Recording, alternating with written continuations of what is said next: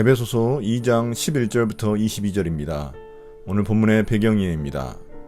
앞서 2장 1절부터 10절에서는 허물과 죄로 죽은 인간이 하나님과의 단절을 경험했음을 밝혔습니다.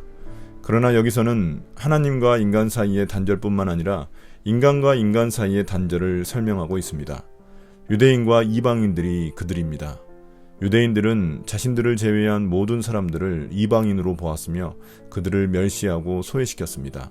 그러나 예수 그리스도의 죽음은 유대인들이 자랑으로 삼던 율법을 폐한 사건이었습니다. 이제 그들의 자랑이자 이방인들을 소외시키던 율법의 장벽이 사라졌기에 유대인과 이방인들은 평화를 이루게 된 것입니다. 이를 통해 그들은 하나님 앞에 나아가게 되었으며 그들은 새 인류로서 하나님의 성전, 즉 교회가 되었습니다. 바울은 그들이 교회가 되는 과정을 성전이 지어지는 건축 이미지로 설명하고 있습니다. 2장 11절부터 12절입니다. 하나님과 유대인들에게서 단절되어 있던 이방인들. 그러므로 여러분은 지난날에 육신으로는 이방 사람이었다는 사실을 명심하십시오. 손으로 육체에 행한 할례를 받은 사람이라고 뽐내는 이른바 할례자들에게 여러분은 무할례자들이라고 불리며 따돌림을 당했습니다. 그때 여러분은 그리스도와 상관이 없었고 이스라엘 공동체에서 제외되어서 약속의 언약과 무관한 외인으로서 세상에서 아무 소망이 없이 하나님도 없이 살았습니다. 이제 바울은 그리스도를 만나기 전 이방인들의 모습을 설명합니다.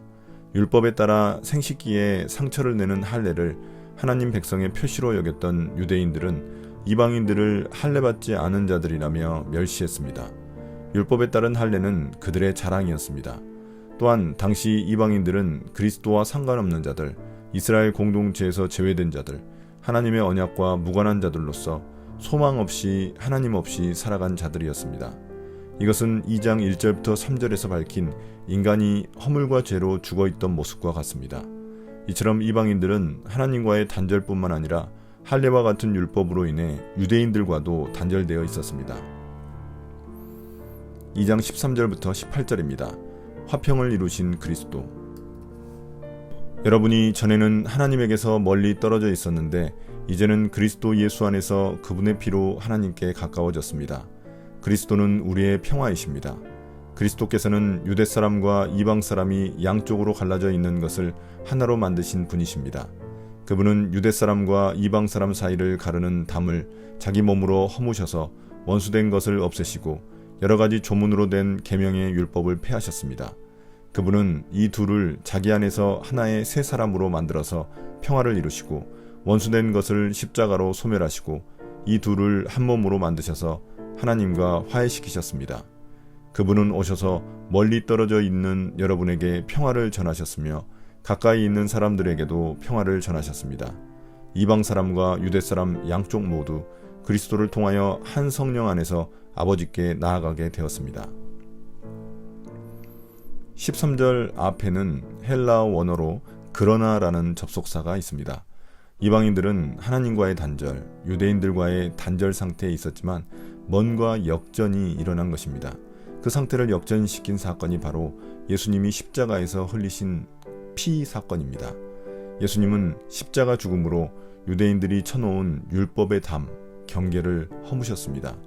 예수님이 구약의 모든 율법을 이루시어 율법을 폐하셨기 때문입니다.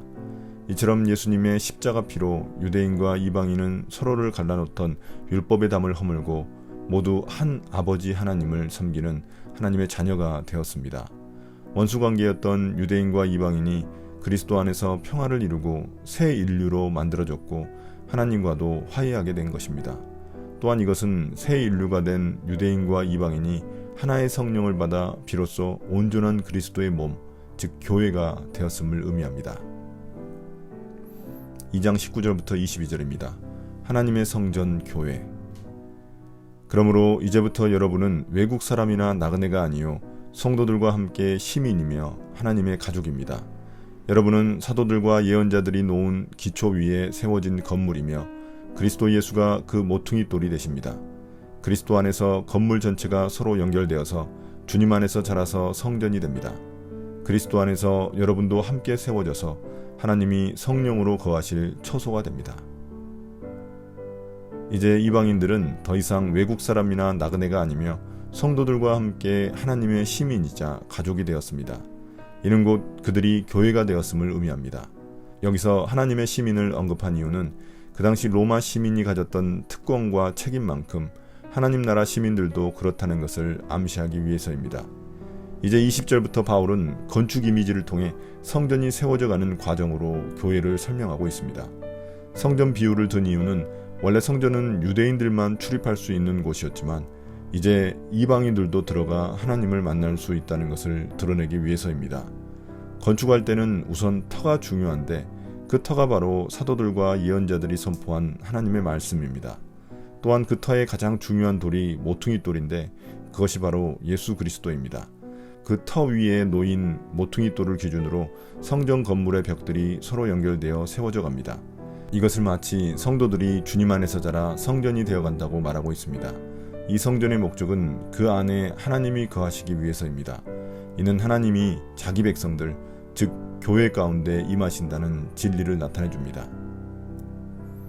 오늘의 묵상 포인트입니다. 첫 번째, 예수님은 누구신가? 예수님의 피로 인해 하나님과 인간 사이에 평화가 이루어졌고 유대인과 이방인들 사이에도 평화가 이루어졌습니다. 우리 사회에는 여전히 여러 가지 차별과 장벽이 존재합니다. 그러나 예수 그리스도 안에서는 이 모든 차별이 사라지고 오직 하나님의 백성만 존재하게 됩니다. 나는 예수 그리스도 안에 있으면서도 여전히 누군가를 차별하고 있습니까? 두 번째, 나에게 주시는 교훈은 무엇인가? 교회는 하나님의 말씀이라는 터 위에서 모퉁이 돌 되시는 예수님을 기준으로 성장해 나갑니다. 또한 예수님은 교회의 머리이십니다. 우리 교회는 얼마나 말씀과 예수님을 기준으로 세워져 가고 있습니까? 우리의 믿음과 사랑과 소망이 그 위에서 세워져 가야만 합니다. 오늘의 기도입니다. 주님, 그리스도의 피로 형제 자매된 우리들 안에는 어떠한 차별도 존재하지 않습니다. 그리스도께서 자신의 피로 허문 장벽들을 내가 다시 세운 것이 있다면 모두 허물게 하여 주십시오. 그리스도 안에서 한 가족임을 잊지 않게 해 주십시오. 예수님 이름으로 기도드립니다. 아멘.